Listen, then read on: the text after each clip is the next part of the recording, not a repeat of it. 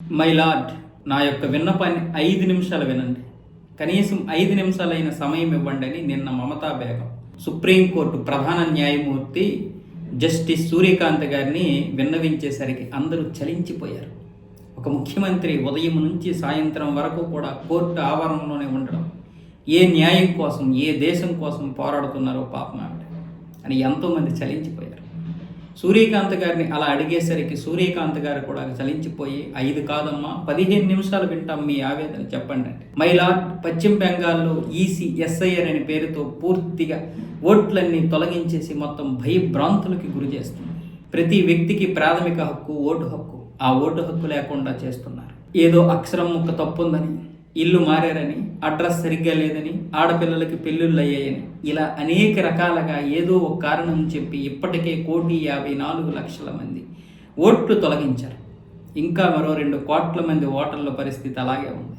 ఇకనైనా సరే ఎస్ఐఆర్ నిర్వహించకుండా మీరే ఈ యొక్క ప్రక్రియని అడ్డుకోవాలి, న్యాయసమ్మతమైనటువంటి ప్రక్రియ జరగాలి అని మమతా బేగం అలా అడిగేసరికి సుప్రీంకోర్టులో పిన్ డ్రాప్ సైలెంట్, అందరూ సైలెంట్ అయిపోయారు. అందరు కళ్ళల్లో నీళ్లు వచ్చేసాయి. సూర్యకాంత్ గారు దీన్ని విన్నారు, మేము పరిశీలిస్తామని చెప్పారు.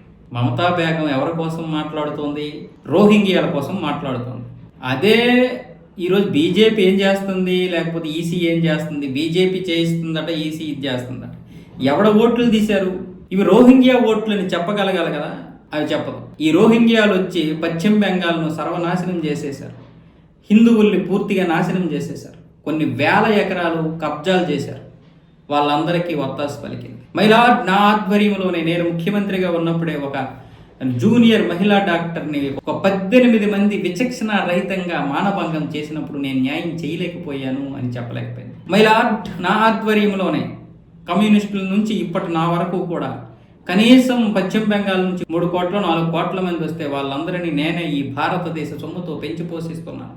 కనీసం నా ఆధ్వర్యంలో 7,000 మంది రౌడీలు ఉన్నారు. ఏ తప్పు చేసినా సరే నాకు ఎటువంటి ఈగ వాలకుండా, ఎటువంటి మరక అంటకుండా మొత్తం రాత్రికి రాత్రే క్షణాల్లో మాయం చేసేస్తారు అని చెప్పలేకపోయింది. ఒక షాజహాన్ లాంటి వాళ్ళు 300 మంది ఉన్నారు. ఒక్క షాజహానే 300 హిందూ మహిళల్ని మానభంగం చేసి 300 ఎకరాల్ని కబ్జా చేసాడంటే, అలాంటి వారు 300 ఉన్నాయని ఆ సొంత పత్రికలే రాసినప్పుడు, ఈ దేశ పత్రికలు రాసినప్పుడు, మరి అలాంటప్పుడు ఇంకా అక్కడ హిందువులకి ఎటువంటి స్వేచ్ఛ ఉంది, ఎటువంటి బ్రతకడానికి ఇది ఉంది? ప్రతి వ్యక్తికి ప్రాథమిక హక్కు ఓటు హక్కు అంటున్నారే నువ్వు, మీ కమలాసను, మీ స్టాలిన్, వీళ్ళందరూ. మరి ఇక్కడ పుట్టి, ఇక్కడ పెరిగి, ఇక్కడ ఉన్నటువంటి వ్యక్తులకి బ్రతికే హక్కు లేదా?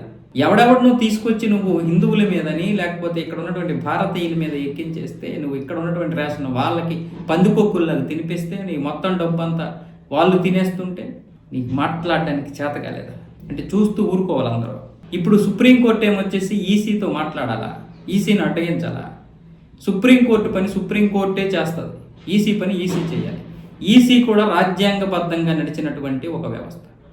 ఈరోజు సుప్రీంకోర్టు ఏదైతే ఒక రాజ్యాంగబద్ధంగా నడుస్తున్నటువంటి వ్యవస్థ, అదేవిధంగా ఈసీ కూడా రాజ్యాంగబద్ధంగా నడుస్తున్నటువంటి వ్యవస్థ. కాబట్టి ఈరోజు సుప్రీంకోర్టు కలగజేసుకొని ఏ పరిస్థితుల్లో కూడా సరే ఈసీని ఆపడానికి లేదు.